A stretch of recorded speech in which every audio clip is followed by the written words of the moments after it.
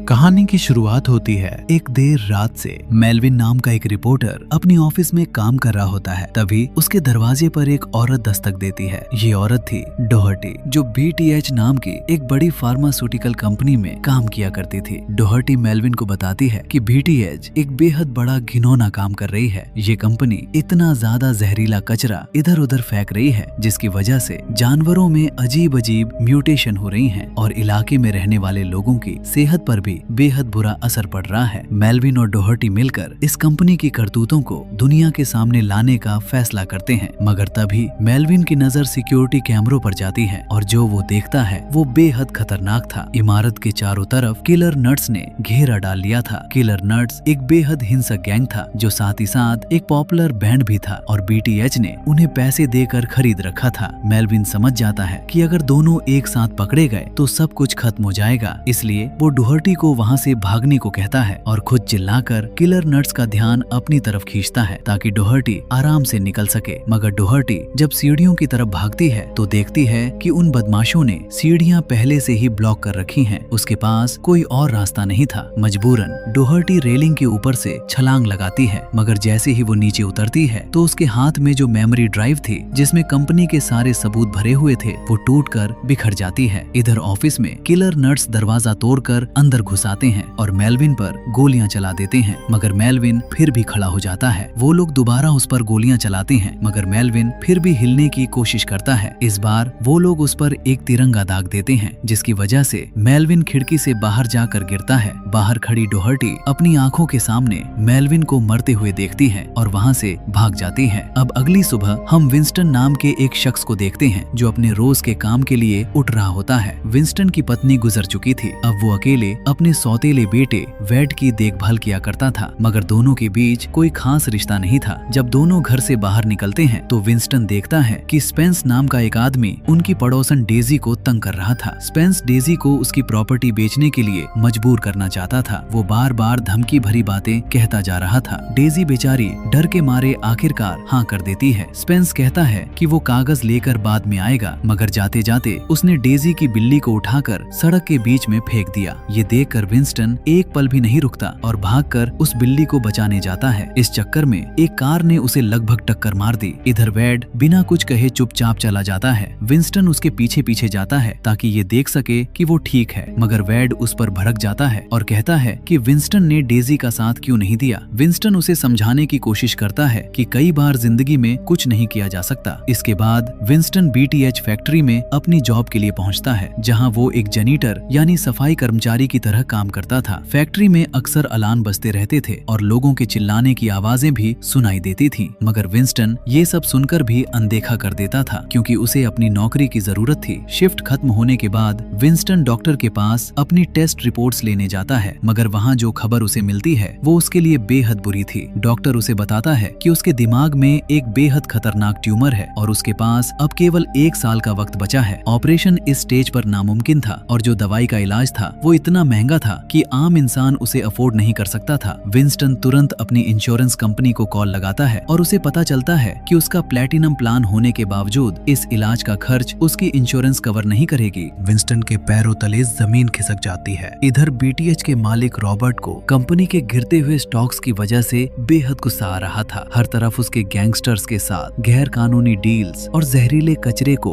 इधर उधर फेंकने की खबरें चल रही थीं। उसका भाई फ्रिट्ज सिक्योरिटी का हेड था और किलर नट्स को मैनेज किया करता था। जब रॉबर्ट को पता चलता है कि डोहर्टी अभी तक जिंदा है तो वो गुस्से में टीवी तोड़ देता है और फ्रिट्ज को तुरंत इस काम को अंजाम देने का हुक्म देता है। फ्रिट्ज बैंड की रिहर्सल रोककर उन्हें डोहर्टी के पीछे भेज देता है। बदमाश डोहर्टी के घर पहुंचकर उसे ढूंढने के लिए पूरा घर तहस नहस कर देते हैं, मगर डोहर्टी उस वक्त सड़क के उस पार खड़ी ये सब देख रही होती है। वो तब तक इंतजार करती है जब तक वो सब वहाँ से चले न जाएं। घर में घुसकर उसका रूममेट उस पर चिल्लाता है कि उसकी वजह से उसे भी खतरे में डाल दिया, मगर डोहर्टी का ध्यान फर्श पर बने एक नकली पैनल पर जाता है। राहत की बात ये थी कि उसका बैग वहाँ अभी भी सुरक्षित था। वो बैग उठाती है और साफ कह देती है कि अब वो यहाँ नहीं लौटेगी। इधर स्कूल में वेड एक टैलेंट शो के ऑडिशन के लिए स्टेज पर जाता है, मगर स्टेज पर पहुँचते ही उसे इतना ज्यादा घबराहट होती है कि वो बीच में ही स्टेज छोड़कर चला जाता है। ये वीडियो इंटरनेट पर वायरल हो जाता है और सब उसका मजाक उड़ाने लगते हैं। घर पर विंस्टन विंस्टन वेड का मूड ठीक करने के लिए एक टूटू पहनकर उसके साथ डांस करने की कोशिश करता है, मगर वेड को इस बात से कोई फर्क नहीं पड़ता। तभी वेड की नजर टेबल पर रखी एक मेडिकल फाइल पर जाती है, मगर विंस्टन उसे पढ़ने से पहले ही उठा लेता है। इसके बाद विंस्टन उस फाइल को कूड़ेदान में फेंकता है और बाहर पीने जाता है। एक बड़े से इवेंट में रॉबर्ट को कई बिजनेस पार्टनर्स और यहाँ तक कि शहर के मेयर भी लताड़ते हैं। तभी स्पेंस उसे घसीटकर एक प्राइवेट टेबल पर ले जाता है, जहाँ उसके पिता थार्ड मौजूद थे। थार्ड एक बेहद ताकतवर माफिया था। वो रॉबर्ट पर चिल्लाता है कि उसने BTH को पैसे उधार दिए थे, मगर कब से उसे कोई वापसी नहीं हुई। बाद में रॉबर्ट को एक अवार्ड मिलता है और वो अपनी सारी मुश्किलों को भूलकर अपनी तारीफ में डूब जाता है। उसी वक्त विंस्टन चुपके से वहाँ घुसता है और रॉबर्ट के पास जाकर उसे बताता है कि वो पिछले 13 सालों से उसकी कंपनी में काम कर रहा है और कभी कोई मुश्किल नहीं खड़ी की, इसलिए वो बेहतर इंश्योरेंस का हकदार है। रॉबर्ट बड़े नाटकीय अंदाज में हमदर्दी जताता है और अपनी असिस्टेंट किसी को इसका इंतजाम करने को कहता है। किसी विंस्टन को बाहर ले जाती है और बात करने का वादा करती है, मगर बाहर निकलते ही वो दरवाजा बंद करके चली जाती है। विंस्टन को अंदर से रॉबर्ट और किसी की हंसी की आवाज सुनाई देती है जो उसका मजाक उड़ा रहे थे। ये देखकर विंस्टन का खून खौल उठता है। गुस्से में विंस्टन BTH फैक्ट्री की तरफ निकल जाता है। उधर डोहर्टी भी परछाई में छुपकर उसी फैक्ट्री को देख रही होती है। जब वो विंस्टन के आने की वजह से दरवाजा खुलता देखती है तो वो भी मौका देखकर अंदर घुस जाती है। अंदर घुसते ही एक सिक्योरिटी ब्रीच का अलर्ट बज उठता है और फ्रिट्ज तुरंत किलर नट्स को वहां भेज देता है। डोहर्टी फैक्ट्री के अंदर जाकर उस जहरीले कचरे का सैंपल लेने की कोशिश करती है। इधर विंस्टन अपना पोछा उस रेडियो एक्टिव कीचड़ में डुबोता है और फिर उस पोछे से नाइट गार्ड को धमकाकर कंपनी का सारा पैसा एक बैग में भरवाता है। बाहर जाते हुए विंस्टन की टक्कर डोहर्टी से हो जाती है और उसके हाथ का सैंपल पैसों के बैग पर गिर जाता है, जिससे बैग में आग लग जाती है। तभी पीछे से किलर नट्स आ जाते हैं। डोहर्टी विंस्टन का ID कार्ड उठाती है और दोनों वहां से भागने लगते हैं। रास्ते में एक बाढ़ आती है जिसे डोहर्टी आसानी से पार कर लेती है और विंस्टन की मदद करने की कोशिश करती है, मगर विंस्टन उतनी जल्दी नहीं कर पाता और किलर नट्स उसके करीब पहुंच जाते हैं। डोहर्टी के पास कोई और रास्ता नहीं था। वो विंस्टन को वहीं छोड़कर भाग जाती है। बदमाश विंस्टन को घेर लेते हैं और उसके चेहरे पर गोली मार देते हैं। फ्रिट्ज को जब ये गलती का एहसास होता है तो वो उन पर चिल्लाता है और सबूत मिटाने का हुक्म देता है। विंस्टन की लाश और उसका पोछा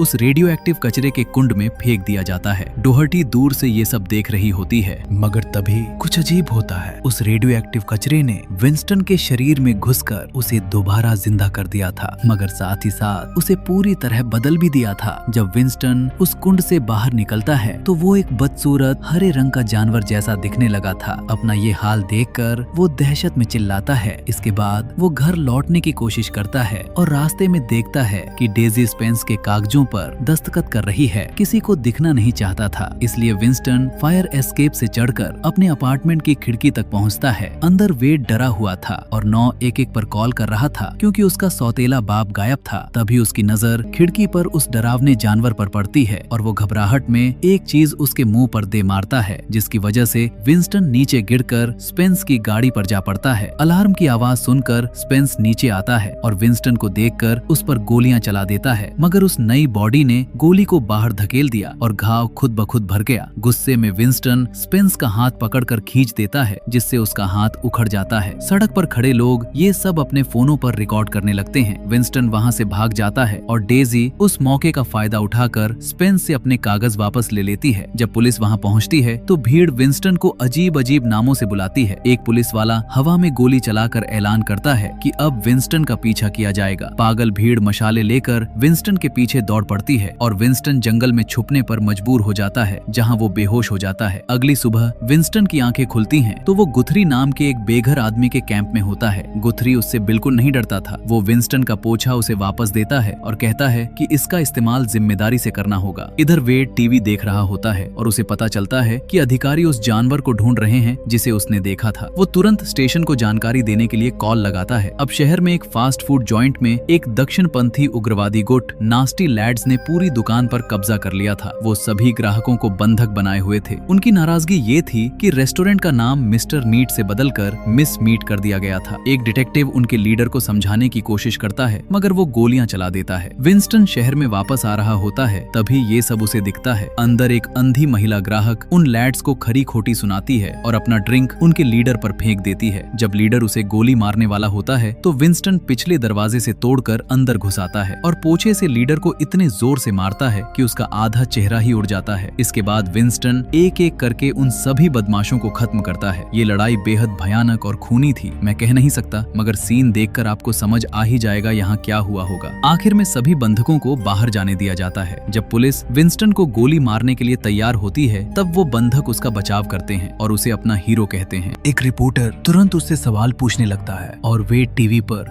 विंस्टन की आवाज पहचान जाता है। स्पेंस भी उसे टीवी पर देखकर पहचान लेता है और थार्ड अपने आदमी उसके पीछे भेज देता है। अब हर तरफ विंस्टन की धूम मच गई थी। लोग उसके साथ सेल्फी लेने लगे थे, मगर एक बार जब वो खुद को रिलीव करने रुका तो उसे पता चला कि उसका पेशाब एसिडिक हो चुका था। मीडिया ये अंदाजा लगाने लगा कि क्या बीटीएच ने ही इस इंसान को ऐसा बना दिया और लोग उसे टॉक्सिक अवेंटर या बस टॉक्सिक कहने लगे। रॉबर्ट किसी और फ्रिज पर बेहद भड़का हुआ था क्योंकि डॉहर्टी अभी भी उनकी पकड़ से बाहर थी। वो ये भी सोचता था कि विंस्टन शायद डॉहर्टी का साथी था, मगर ध्यान से देखने पर उसे समझ आता है कि वो म्यूटेटेड जीव और उसकी फैक्ट्री का जनीटर एक ही इंसान है, क्योंकि दोनों ने वही टूटू पहना हुआ था। ये सोचकर कि उसी के केमिकल ने ये सब किया, रॉबर्ट अपने वैज्ञानिकों से इसका जवाब मांगता है। वो बताते हैं कि ये म्यूटेशन उनके जहरीले कचरे और एक बेहद दुर्लभ जेनेटिक मार्कर के मिलने से हुई। रॉबर्ट चाहता है कि इसी म्यूटेशन को दोबारा बनाया जाए, मगर इसके लिए पहले विंस्टन को पकड़ना जरूरी था। इधर डॉहर्टी विंस्टन के अपार्टमेंट में पहुंचती है। वेड उसे अपने सौतेले बाप का आईडी देखकर अंदर आने देता है। डॉहर्टी उसे उस रात फैक्ट्री में जो हुआ वो सब बताती है और ये भी बताती है कि उसकी माँ की मौत भी उसी जहरीले कचरे की वजह से हुई थी। तभी किलर नट्स अपार्टमेंट में घुस आते हैं। डॉहर्टी वेड को खिड़की से नीचे उतारकर बाहर निकालने में मदद करती है, मगर एक बदमाश गोली मारने के साथ साथ वेड की टांग पर एक ट्रैकर भी लगा देता है। सड़क पर आकर दोनों की मुलाकात विंस्टन से होती है, जो आखिरकार वेड को अपनी बीमारी के बारे में बताता है, मगर ये बात बीच में ही रह जाती है जब थार्ड के आदमी विंस्टन को गोलियों से भून देते हैं। डॉहर्टी वेड को